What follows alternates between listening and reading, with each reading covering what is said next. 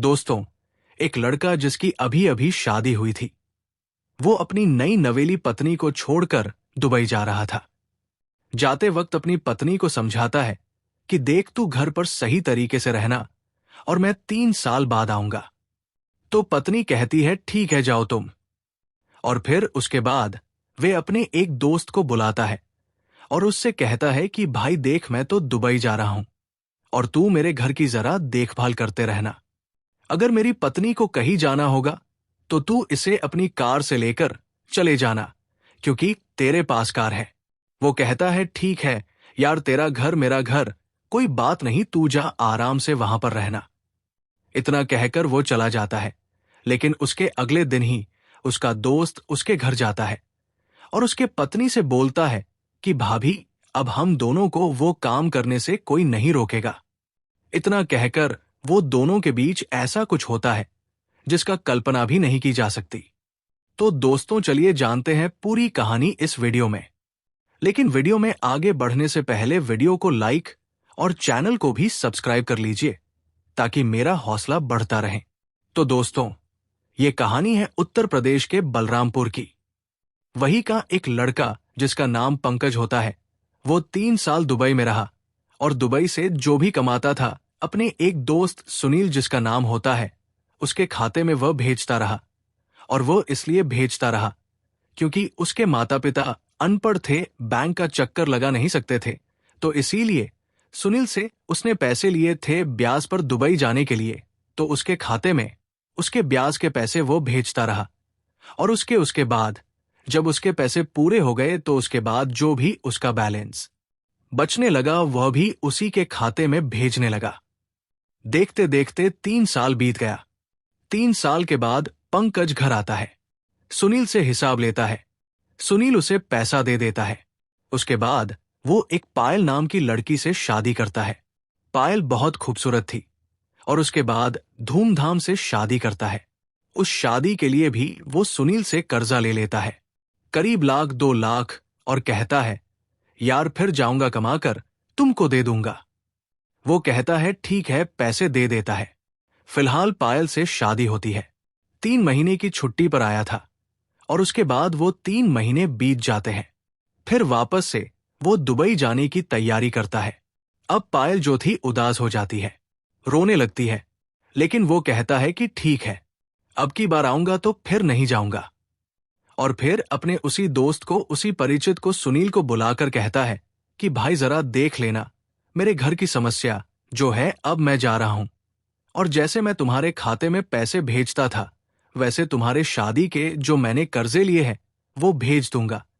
और उसके बाद जो भी पैसा फिर बाद में बचेगा वो तुम अपने पास ही रखना। जो भी थोड़ा बहुत खर्चा होगा मेरे घर पर दे देना, मेरे माता पिता को दे देना।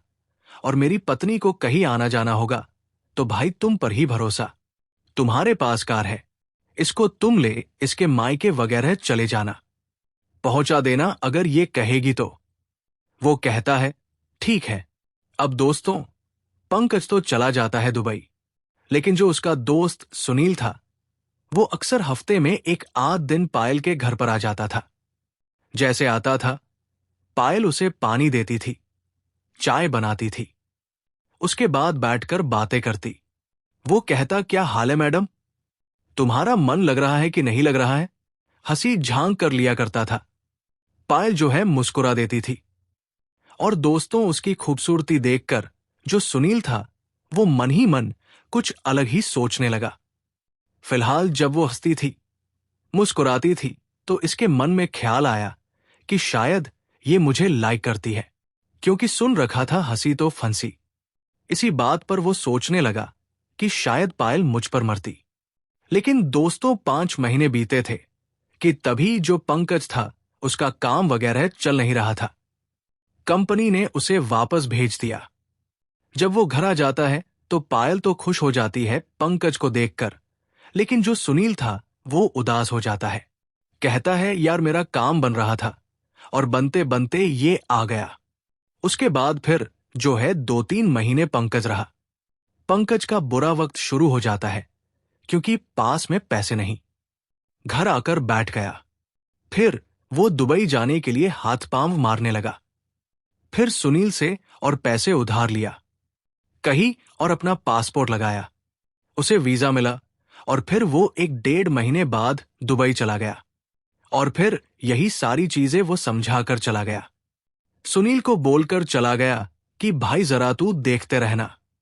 अब दोस्तों, इस बीच में पायल को मायके जाना हुआ तो पंकज से बात हुई। पंकज ने सुनील से बोला कि भाई जरा तू उसको पहुंचा दे। अब दोस्तों, सुनील जो था वो कार ले आ जाता है।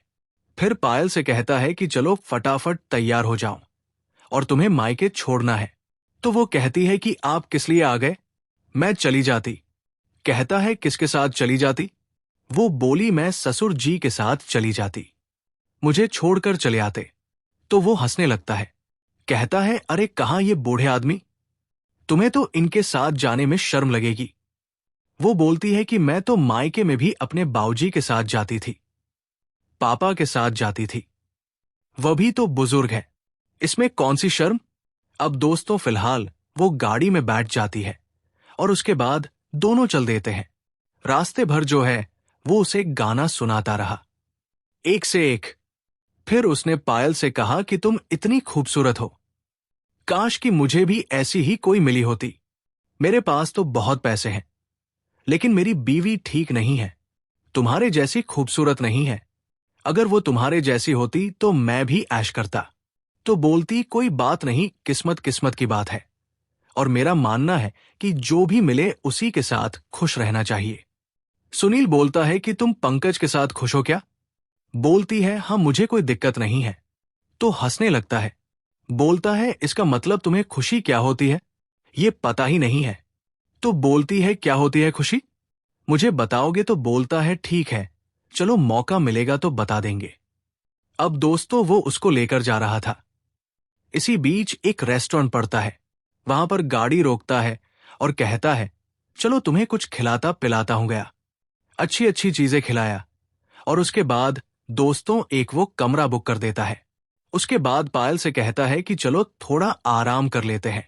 पायल बोली कि अरे भला रास्ते में कोई आराम करता है क्या, और मैं इतनी भी थकी नहीं हूं, इतनी मेरी आराम करने की आदत नहीं है, और तुम जाओ आराम करो। वो उसे लाख रिक्वेस्ट करता रहा कि तुम समझ नहीं रही हो, मैं तुम्हें अपना मानता हूं, तुम मुझे गैर समझ रही हो, वगैरह। अभी तो तुम्हें कुछ दिन यहां पर रहना था। वो बोली क्योंकि मेरे वहां पर सास ससुर है, उन्हें परेशानी होती होगी, तो इसीलिए मैं जो है वह चलूंगी। अब फिर वो गाड़ी में बैठ जाती है, घर आ जाती है। सास ससुर देखते हैं तो वो भी हैरान हो जाते हैं।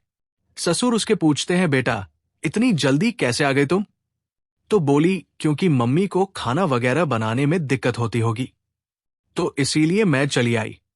अब पायल की बात सुनकर जो उसकी सास थी उनके आंखों में आंसू आ गए।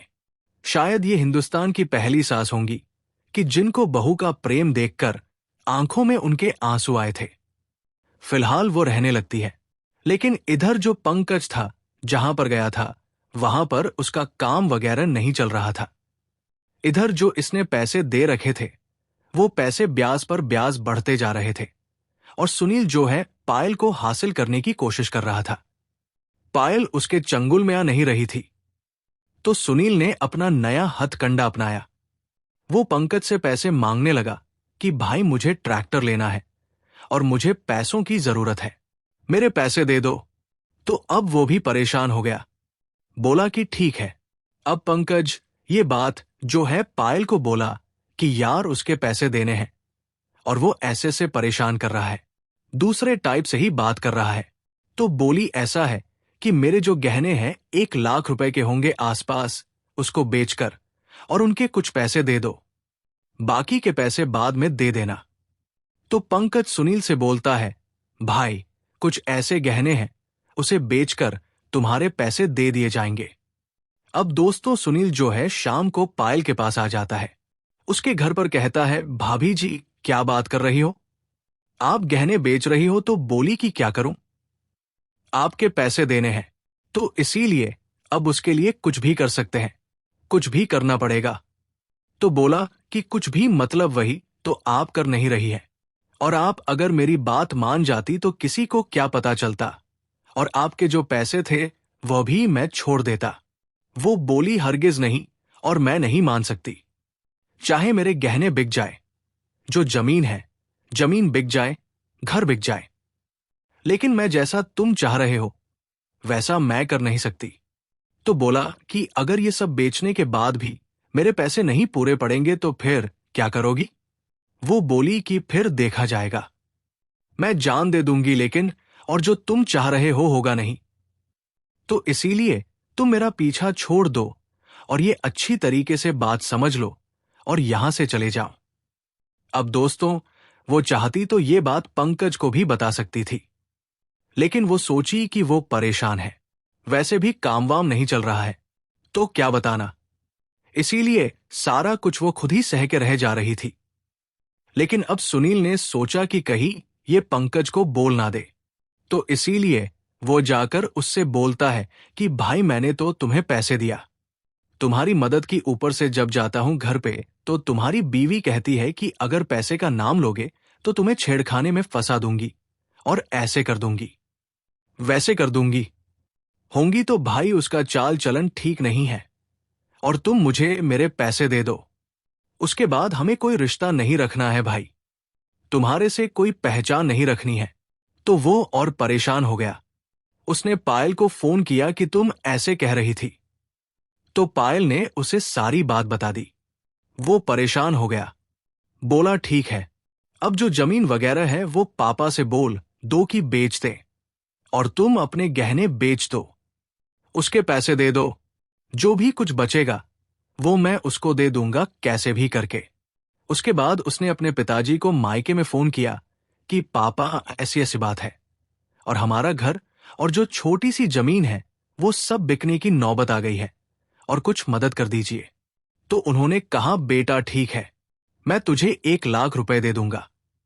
पायल ने कहा कि पापा, 1 लाख रुपए बात नहीं बनेगी, तुम 1 लाख रुपए जो है तुम्हारे पास मेरे से भी 1 लाख रुपए ले लो और मुझे ना वो 4 भैंस खरीद कर दे दो। तो उसके पापा ने कहा, बेटा क्या बात कर रही, कौन करेगा? वो बोली, मैं करूंगी, और वहां पर भी मैं थी तो करती ही थी घर में, क्योंकि मुझे सारा कुछ पता है। तो उन्होंने कहा ठीक है, और उसके बाद फिर उसने अपने सास ससुर से बात की कि ऐसी ऐसी बात है, तो मैं मंगवा रही हूं, और अगर आप लोग सहमत हैं। तो उसके पापा बोले कि पंकज कभी नहीं मानेगा। जो उसके ससुर थे वो बोले कि पंकज कभी नहीं मानेगा कि तुम ये सब काम करो, और उसमें बहुत मेहनत लगता है। तो बोली कि उनको बताने की जरूरत ही नहीं है, उनको कोई नहीं बताएगा कि हम कर क्या रहे हैं।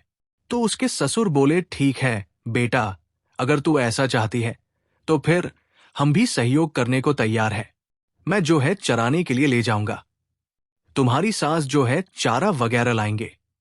तो सारे लोग मिलकर करते हैं। अब दोस्तों प्लान बना, और कुछ ही दिन बाद जो उसके पिताजी थे पायल के वो 4 भैंस खरीद कर ले आए, चारों दूध देने वाली, और उसके बाद रोज जो है करीब 2000 का दूध बिकने लगा, और धीरे धीरे जो है उनकी स्थिति में सुधार हुआ, और 4 महीनों के अंदर अंदर जितना भी पैसा उन लोगों ने इन्वेस्टमेंट किया था वो सारे पैसे निकल गए। और दोस्तों, 1.5 साल बीतते बीतते उनके पास 21 भैंस थी। दिन रात ये लोग मेहनत करते रहे, और इन 21 भैंसों में करीब 101 दूध भी देने वाली थी। 150 लीटर दूध होने लगा। महीने का 1 लाख से 1.5 लाख इनका इनकम होने लगा। लेकिन इन्होंने पंकज को कभी एहसास नहीं होने दिया कि ये लोग कर क्या रहे हैं। और फिर उसके बाद जो घर पंकज बनवाने के लिए सोचा था वो घर भी इन लोगों ने शुरू कर दिया।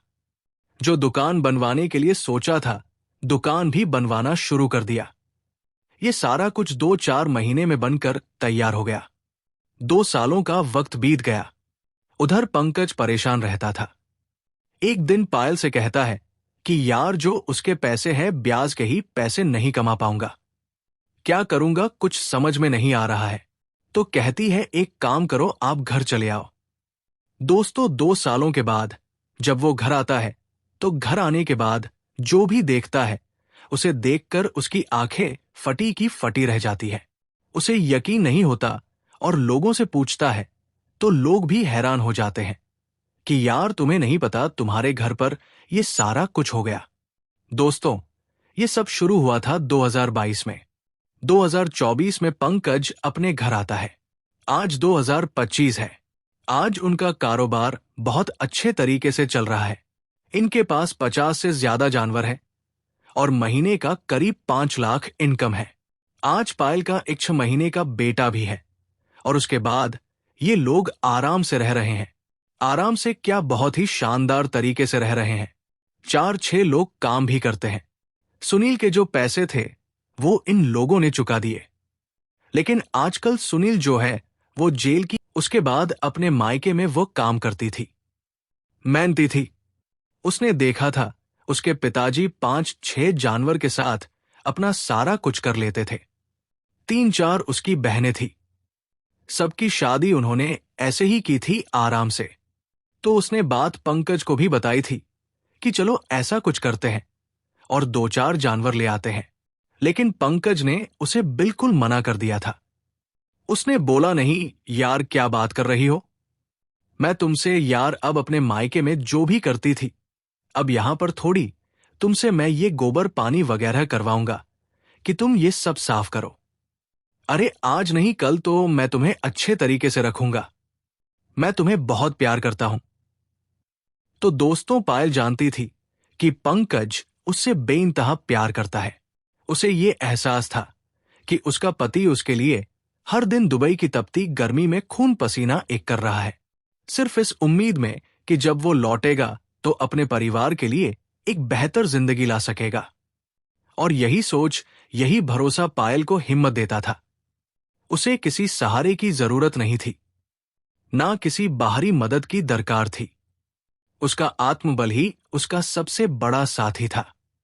दिन रात की मेहनत, खुद की खुशियों से समझौता, ससुराल की जिम्मेदारियों का बोझ और समाज की आलोचनाओं के बावजूद पायल डटी रही, मुस्कुराती रही, क्योंकि वो जानती थी अगर आज मैं डगमगा गई तो पंकज का सपना अधूरा रह जाएगा।